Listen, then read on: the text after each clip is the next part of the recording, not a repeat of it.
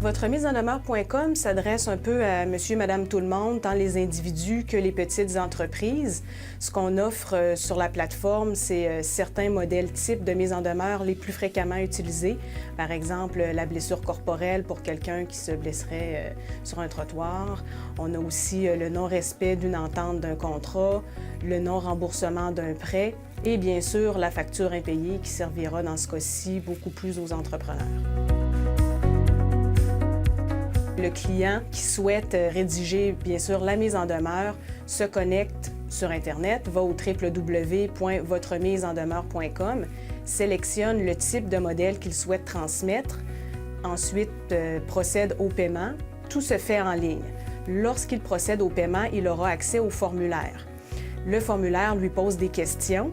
Par contre, au niveau des réponses, c'est quelque chose de très bref. Il n'y a pas besoin de connaissances juridiques ou c'est des réponses qui nécessitent très peu d'élaboration.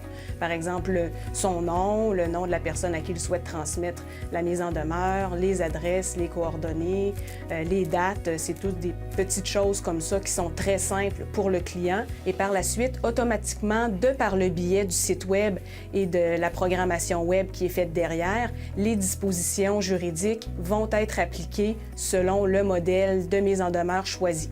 Le client, par la suite, ne voit pas tout ça, évidemment. Lui, ce qu'il reçoit, c'est dans sa boîte courriel un PDF avec, bien sûr, les informations que lui-même aura entrées et tout ce qui est au niveau juridique qui sera automatiquement inséré dans sa mise en demeure. Donc, lui, ce qu'il obtient, le client, c'est vraiment un produit clé en main, qu'il l'assigne, qu'il l'achemine au destinataire.